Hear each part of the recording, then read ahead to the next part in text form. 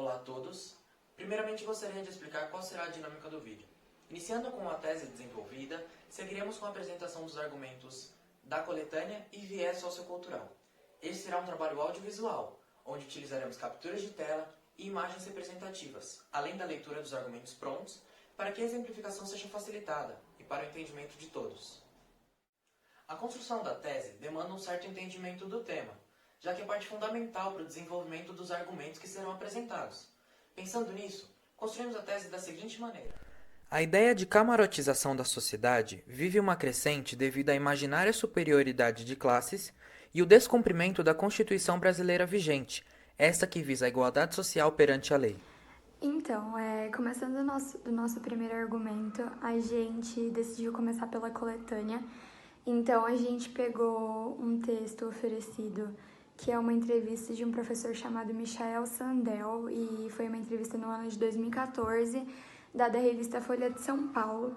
E nesse texto, ele diz que os serviços públicos eles deveriam ser tão bons a ponto de que todos quisessem usufruir desses serviços.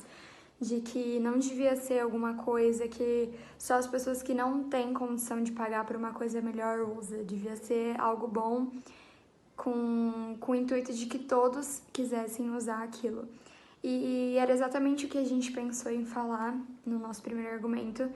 E a gente começou falando de que se o governo, se o Estado investisse mais nos serviços públicos oferecidos, investisse mais em escolas, em áreas de lazer, em hospitais, talvez a segregação social diminuiria muito, a tal camarotização da sociedade diminuiria muito, porque as pessoas de classe alta não olhariam aquilo apenas como uma coisa de que as pessoas de classe baixa usam, mas elas também iriam querer usufruir daquilo, assim como são as universidades federais, que é algo que o governo ainda investe muito e dá um estudo muito bom, tem uma qualidade ótima. Então, até as pessoas de classe alta se esforçam para usufruir daquele serviço, como deveriam ser com todos os outros serviços, como deveriam ser com os transportes, como deveriam ser com áreas de lazer.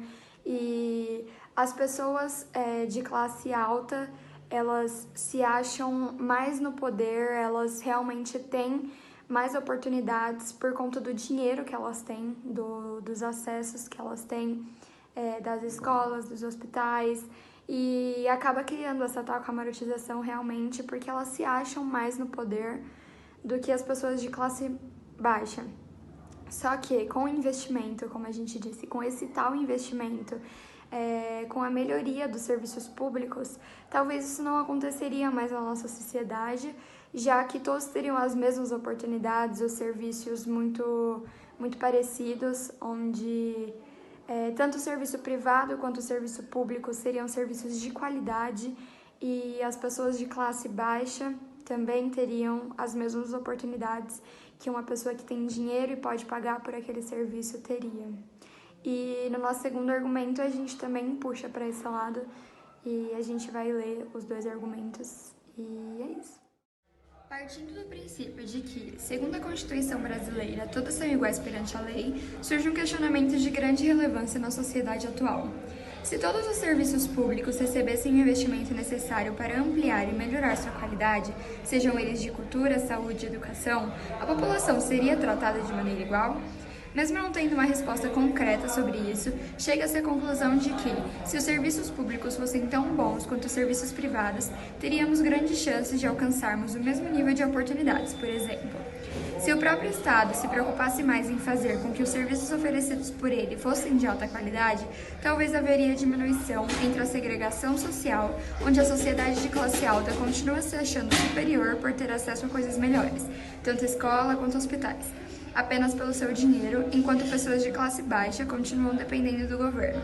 Havendo então essa preocupação em oferecer serviços na excelência, essa segregação poderia diminuir, já que, como diz em uma entrevista dada pelo professor Michael Sandel, à Folha de São Paulo em 2014, os serviços públicos oferecidos devem ser tão bons a ponto de que todos queiram usá-los, até os mais ricos.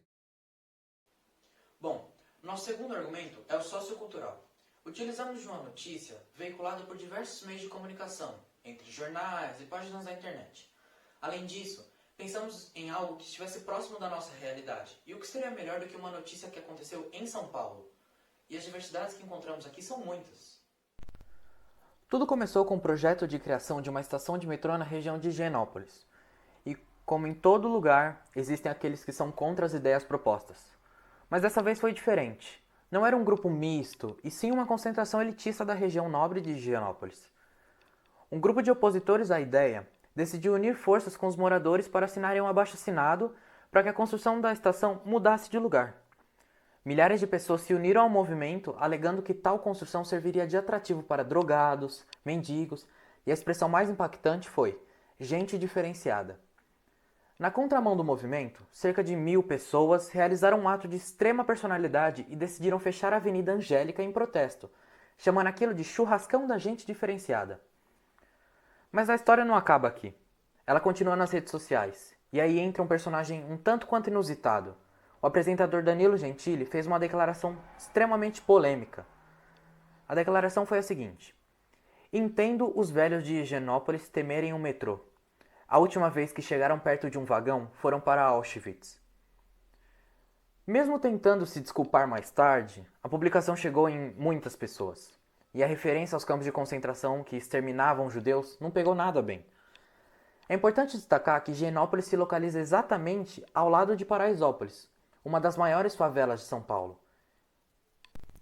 Seguindo o mesmo fio do que já tinha sido dito, nos deparamos com uma situação onde a segregação social foi claramente reproduzida. Em 2011, na cidade de São Paulo, no bairro de Higienópolis, moradores se juntaram e fizeram um abaixo-assinado com cerca de 3.000 participantes, tentando impedir a construção de uma nova estação de metrô no bairro.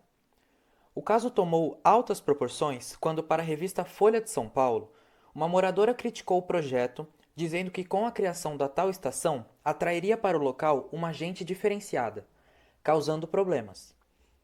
Em resposta, uma importante avenida da região foi fechada por mais de 1.000 pessoas e ali o grupo realizou o churrascão da gente diferenciada.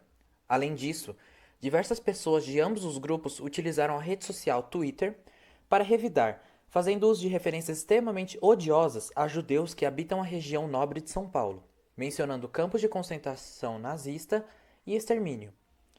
Todas essas desavenças entre classes nos mostram uma realidade pouco explorada pela mídia, sendo o poder aquisitivo determinante para o acesso à cultura, educação e saúde de qualidade. Com a sociedade ainda dividida, vemos a forte tendência ao abandono daqueles que habitam regiões periféricas e a concentração de capital nas mãos de detentores de fortunas, fatores estes que acabam agravando a situação crítica da separação de classes, tendo em mente privilégios e investimentos que o dinheiro proporciona.